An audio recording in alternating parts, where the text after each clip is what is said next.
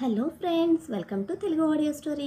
మీరు కనుక ఛానల్ని ఫస్ట్ టైం చూస్తున్నట్లయితే ఛానల్ సబ్స్క్రైబ్ చేయండి, లైక్ చేయండి. అలాగే ఈ స్టోరీపై మీ వాల్యుబుల్ ఒపీనియన్ని కమెంట్ రూపంలో తెలియచేయండి. ఇక కథలోకి వెళ్దామా? వీడియో చూస్తున్న అందరూ కింద కనిపిస్తున్న హైప్ ఆప్షన్ నొక్కి వీడియోని ఎంకరేజ్ చేయండి. ఆ అమ్మ చాలా స్ట్రాంగ్ గా ఉంది అనుకున్నా, బట్ ఐఎమ్ రాంగ్. మధ్యరాత్రిలో మెలకు వచ్చి చూస్తే నాన్న ఫోటో పట్టుకొని అమ్మ ఏడుస్తోంది. ముందు భయపడ్డాను, తర్వాత నెమ్మదిగా అర్థమైంది. ఆ తర్వాత నాతో ఉన్నన్ని రోజులు అమ్మని అబ్జర్వ్ చేశాను. నా ముందు నార్మల్ గానే ఉంటుంది, బట్ నేను చూడకుండా నాకన్నా చాలా ఏడుస్తుంది. నా విషయంలో అమ్మ చాలా వీక్ అని అర్థమయ్యి నేను అమ్మ ముందు ఎప్పుడు ఏడవలేదు. ఇప్పుడు ఏడుపొస్తోంది రాజ్. ఐ లవ్ యూ అంటూ రాజ్ అరిచేతిలో మొహం దాచుకుంది. ఎటువంటి మనిషికైనా కంటతడి పెట్టించే సహస్ర గుండె లోతుల్లో గూడు కట్టుకున్న బాధ వెచ్చగా రాజ్ అరిచేతిని అభిషేకిస్తూ ఉన్నా అతనిలో ఎటువంటి చలనం లేదు. గుండె కొట్టుకుంటున్న మిషన్లా మౌనంగా సహస్ర పొత్తి కడుపు మీద హాట్ ప్యాక్ అప్లై చేస్తున్న రాజ్ చూపు అదురుతున్న సహస్ర గుండెల మీద ఉంది. అయ్యగారి అరచేతిని ముఖానికి కప్పుకొని తన జ్ఞాపకాలు ఒక్కొక్కటిగా చెప్తూ నెమ్మదిగా నిద్రలోకి జారిపోయింది సహస్ర. హాట్ బ్యాగ్ పక్కన పెట్టి డీప్ స్లీప్ లో ఉన్న తన ఫేస్ మీద కన్నీటి చారకలు వెట్ టిష్యూతో క్లీన్ చేసి చెదిరిపోయిన హెయిర్ సరిచేసి మళ్ళీ క్లీన్ గా నీట్ గా మారిన తన ఫేస్ చూస్తూ అక్కడే కూర్చున్నాడు. అయ్యగారి గుండెల్లో ఏ ఉద్వేగం నడుస్తుందో తెలియదు కానీ ముఖంలో మాత్రం ఎటువంటి భావం పలకటం లేదు. కడలి అంతరాలలో ఉన్న స్తబ్దత అతని కళ్ళలో నిండి ఉంది. మునివేళ్లతో చెంపలు నిమురుతూ కాసేపు సహస్రను అలాగే చూసి ఫోన్ తీసుకుని బయటకు వెళ్లి అభికి కాల్ చేశాడు.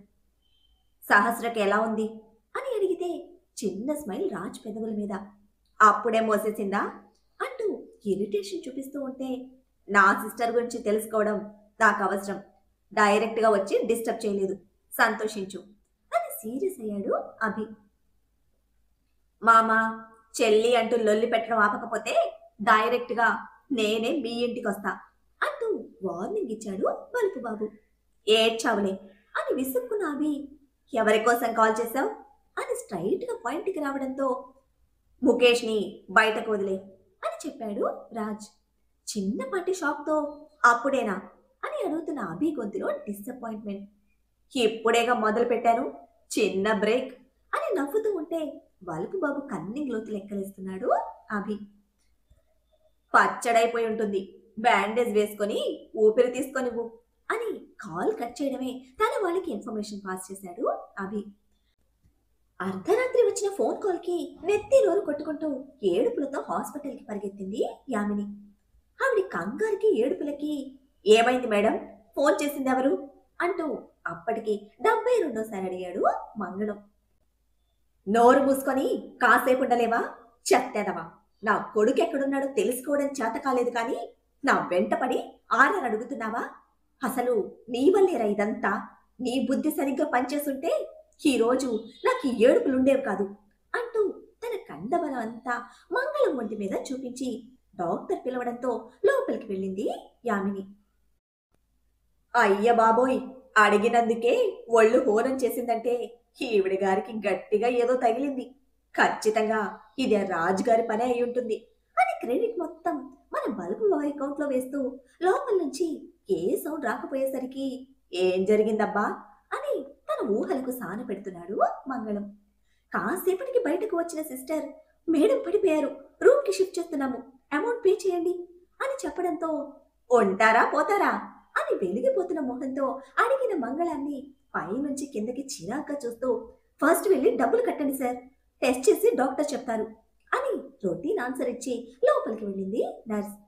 ఛా, ఇచ్చింది మొత్తం ఇలా వదిలేస్తున్నాను అని విసుక్కుంటూనే ఉన్నవాడిని డబ్బులు కట్టమని పంపి నలుగురు మనుషులు స్ట్రెచ్చర్ మీద పట్టుకుని తీసుకొస్తున్న యామిని దగ్గరికి పరుగున వచ్చాడు మంగళం.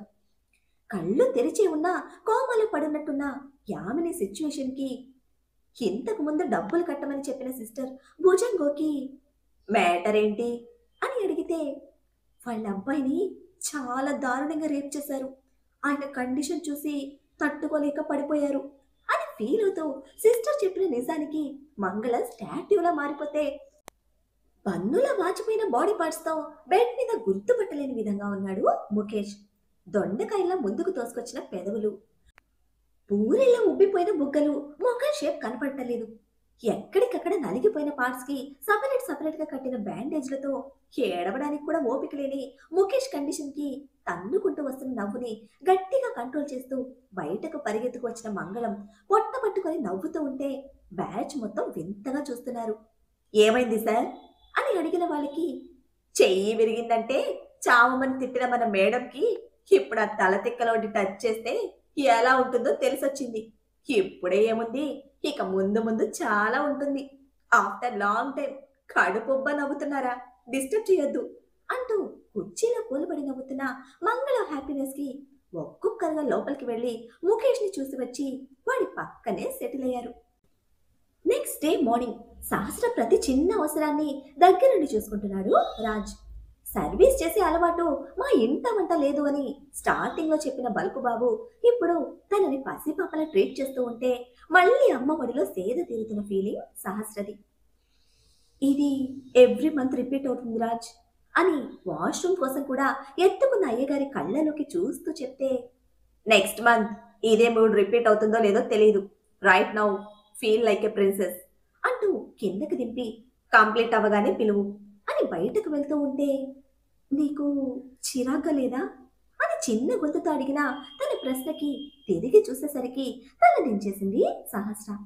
నెమ్మది అడుగులతో దగ్గరికి వచ్చి ఫింగర్స్ తో హెడ్ పైకి అని, దేనికి చిరాకు అని అడిగితే ఆన్సర్ లేదు తన నుంచి.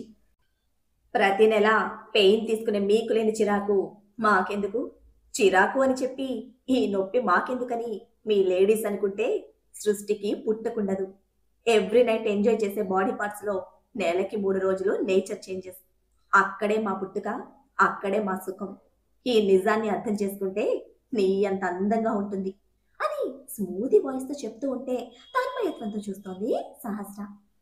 అయినా నేనేమైనా ఊరికే చేస్తున్నానా, నా అవసరం కోసం చేస్తున్నాను.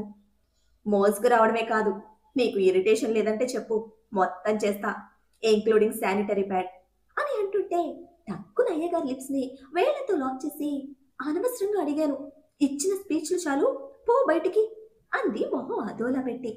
నేను వెళ్ళగానే ఈ పిచ్చి పిచ్చి ఎమోషన్స్ తో నీ హార్ట్ ని ఫిల్ చేసుకుంటావా అనగానే మూతి బిగించి కళ్ళు చిట్లించిన సహస్ర ఫోర్ హెడ్ మీద వేళ్లతో పొడిచి, నువ్వు అనుకుంటున్నంత మంచివాడిని కాదు నేను. నువ్వు ఎంత త్వరగా రికవరీ అయితే నేను అంత త్వరగా ఎంజాయ్ చేస్తాను. అసలే మన అగ్రిమెంట్ లవ్ టైం చాలా తక్కువ అనగానే గుండెల్లో సూది దించినట్టు పాలిపోయింది సహస్ర ముఖం. క్షణంలో మారిపోయిన తన ఫేస్ ఎక్స్ప్రెషన్ కి, నిజంలో బతకవే అంటే ఎందుకు ఇలా ఇరిటేట్ చేస్తావు? ఈ ప్రేమ పెళ్లి అనేది నిజంగా నాకు చాలా చిరాకు. వాటిని నీ హార్ట్ లో ఫీల్ చేసుకొని నన్ను ఇరిటేట్ చేయకు. నేచర్ చేంజెస్ ని ప్రాక్టికల్ గా తీసుకుంటా, బట్ ఈ ఆర్టిఫిషియల్ ఎమోషన్స్ యాక్సెప్ట్ చేయలేను. ఐ రియల్లీ హేట్ దిస్ అని ఇరిటేట్ ఎక్స్ప్రెషన్స్ తో చెప్పి కళ్ళలో నీళ్లు కక్కడానికి సిద్ధమవుతున్న హంసపాప పాలిపోయిన మొహానికి, నువ్వు స్టార్ట్ చేస్తావా లేదంటే అని నడుము మీదకి చేతిని చేర్చితే, no need, I can help myself అని జీరపోతున్న గొంతుతో చెప్పింది. Stay away from that artificial trash అని బుగ్గల మీద వేళ్లతో తట్టి చెప్పి, అవ్వగానే పిలువు అంటూ బయటకు వచ్చి డోర్ క్లోజ్ చేశాడు. ఆర్టిఫిషియల్ హార్ట్స్ తో బతికే మనుషులకు కూడా ఎమోషన్స్ ఉంటాయి రాజ్. ఆ ఎమోషన్స్ మనిషికి జీవితం మీద ఆశ, బంధాల మీద ప్రేమను పెంచుకునేలా చేస్తాయి. అన్ని ఎమోషన్స్ క్యారీ చేస్తావు, బట్ ప్రేమ అని యాక్సెప్ట్ చేయవు. అమ్మ, నాన్న, ఫ్రెండ్స్, ఆఖరికి ఆ అనాథ పిల్లల ఎమోషన్ కూడా తెలిసిన నీకు నా ఎమోషన్ తెలియడం లేదా, లేదంటే తెలిసి వద్దనుకుంటున్నావా అని కన్నీళ్లతో ప్రశ్నించుకుంటున్న తనకి ఎంతకీ ఆన్సర్ దొరకలేదు. అరగంట తర్వాత డోర్ తీయడానికి చూస్తే బయట నుంచి లాక్ వేస్తుంది. ఆ సౌండ్ కి వచ్చిన రాజ్ డోర్ ఓపెన్ చేసి తనని మళ్ళీ చేతిలోకి తీసుకుంటే కోపం చూపలేని ఆవేదనతో ముడుచుకుపోయింది. తన ఫీలింగ్ అబ్జర్వ్ చేసి అర్థం చేసుకుని బెడ్ మీదకి దించిన Raj, are you comfort now అని ప్రశ్నించాడు. ఏ భావం లేని తన ముఖంలోకి సూటిగా చూస్తూ ఎస్ అని చెప్పడమే ల్యాపి ఒడిలో వేసి, వర్క్ చేసుకో అంటూ తన షోల్డర్ మీదకు వాలి కళ్ళు మూసుకున్నాడు. రాజ్ని పడేసి కుమ్మేయాలన్నంత కోపం, గొంతు చించుకొని గుండెల్లో భారం దిగిపోయేలా ఏడవాలన్న దుఃఖం రెండూ పోటీ పడుతూ ఉంటే కష్టంగా కంట్రోల్ చేస్తూ, చలిగా ఉంది, పడుకుంటాను అని రాజ్ని ల్యాప్టాప్ని రెండింటిని తోసేసి సైడ్కి తిరిగి డొక్కలోకి కాళ్ళు ముడుచుకుంది. ఫోర్ హెడ్ టచ్ చేసి ఫీవర్ లేదే అని అంటుంటే లోపలున్నది కనపడదులే, కంటికి కనిపించని ఆర్టిఫిషియల్ థింగ్స్ తమరు నమ్మరు కదా అని ఎత్తి పొడుస్తూ ఉంటే అందుకే మిషన్స్ కనిపెట్టింది అంటుంటే కొన్ని రోగాలు మిషన్స్కి అందకుండా కూడా మనుషుల్ని ఏడిపిస్తాయి, వేధించి ప్రాణాలు తీస్తాయి. అటువంటి వాటిని తెలిసి తెలిసి తగిలించుకోకూడదు అంటూ ముడుచుకున్న హంసపాపని వెనక నుంచి అతుక్కుపోయాడు రాజ్. వీడి మెంటల్ బుర్రతో వాదనలాడి నేనెక్కడ గెలవగలను అని ఇన్నర్లో ప్రశ్నించుకుంటున్న హంసపాప కోపానికి పగలిపడి నవ్వుతోంది అంతరాత్మ. ఏడవలేక నవ్వలేక తిట్టలేక దూరం పెట్టలేక విసిగిపోయిన అసహనంతో నిద్ర కూడా హెల్ప్ చేయని తన సిచ్యువేషన్కి మధ్యాహ్నం వరకు బిగించుకొని పడుకున్న తనని లంచ్ టైంకి వదిలి ఫుడ్ ముందు పెట్టాడు రాజ్. మాడిపోయిన మొహంతోనే ఫుడ్ కంప్లీట్ చేసి మళ్ళీ పడుకున్న తనకి ఈసారి మెడిసిన్ హెల్ప్ చేసింది నిద్రపోవడానికి. ఎన్ని మెడిసిన్స్ వేసినా ఎన్ని విస్కీ క్యాన్స్ ఖాళీ చేసినా నిద్ర రాని తన మెంటల్ స్టేట్కి ఎండింగ్ కార్డ్ ప్రింట్ వేసిన తన లైఫ్ టైంకి మరొక విస్కీ క్యాన్ హెల్ప్ తీసుకొని డీప్ స్లీప్లో ఉన్న సహస్ర దగ్గరికి ప్రియాని ఉంచి బయటకు వెళ్ళిపోయాడు రాజ్. గుప్పడి తులసి ఆకులు కోసి నోట్లో వేసుకుని నవ్వులుతూ లోపలికి వస్తున్న రాజ్ని ఇంత కళ్ళేసుకొని చూస్తోంది సుజాతమ్మ.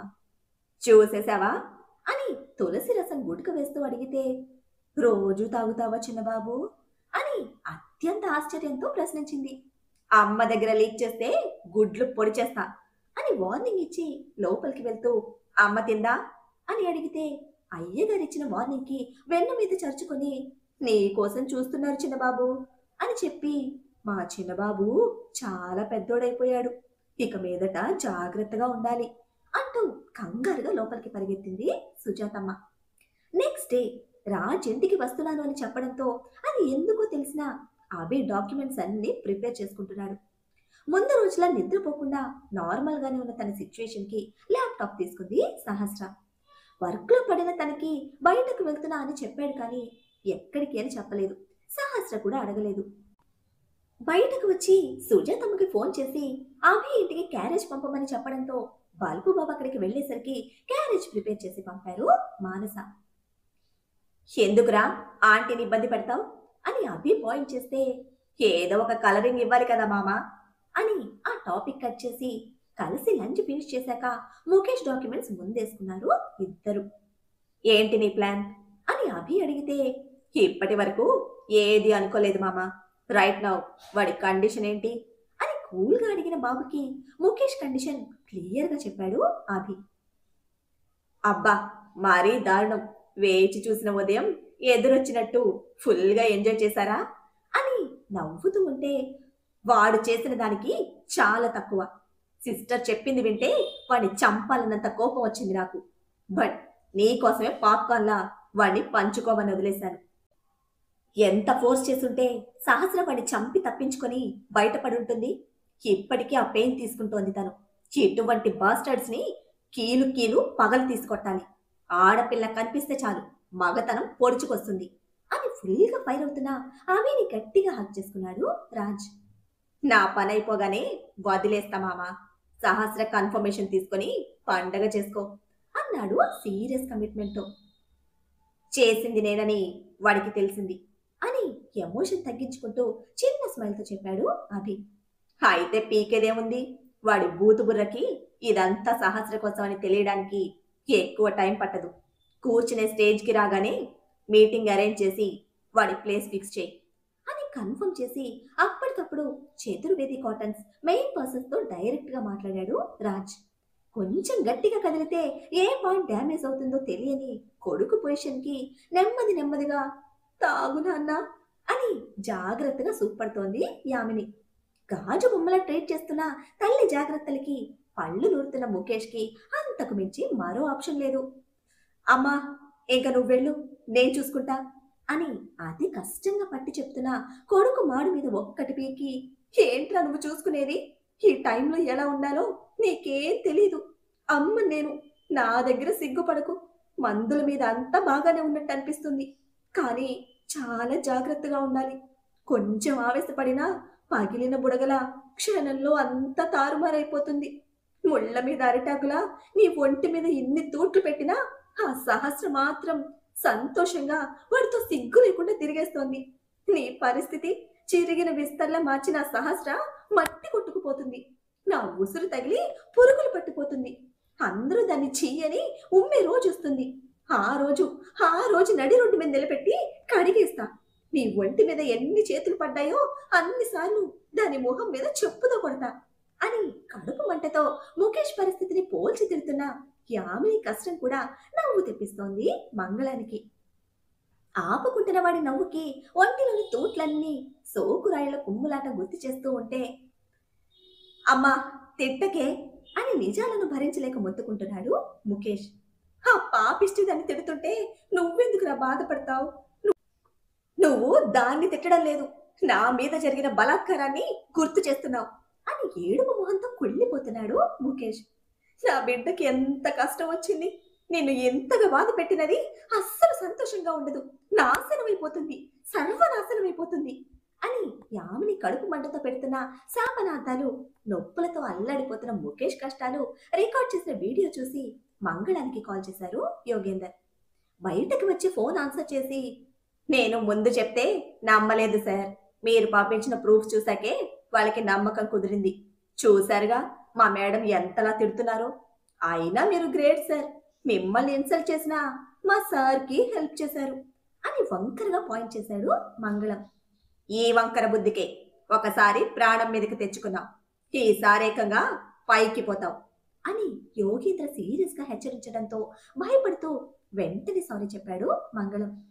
నీ బాస్ని వాళ్ళు ఎత్తుకెళ్ళినప్పుడే నాకు తెలుసు, బట్ వాడికి తెలియాలి కదా నేనేంటో నా అల్లుడేంటో, అందుకే వెయిట్ చేశాను. నేను జైల్లో ఉన్నా నా టార్గెట్ మీద ఫుల్ కాన్సన్ట్రేషన్తో ఉన్నా.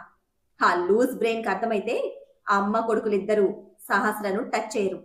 గతంలో చేసిన దానికే ఇప్పుడు ఈ దరిద్రం అని అంటుంటే, కానీ మా బాస్కి కావాల్సింది సహస్ర మేడం, మీరు అలా అంటే ఇక్కడ వీళ్ళు రోడ్డు మీద పడిపోతారు సార్ అని యోగేంద్ర మాటలకు అడ్డుపడుతూ క్లారిటీ ఇచ్చాడు మంగళం.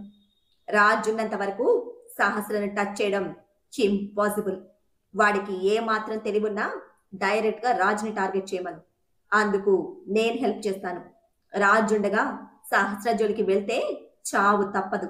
ఇక వాడు నాకు హెల్ప్ చేస్తే రాజ్ చచ్చాక సహస్రత అవసరం లేకుండా ప్రాపర్టీ మొత్తం వాడికొచ్చేలా నేను చేస్తాను అని డీల్ పెట్టాడు యోగేందర్.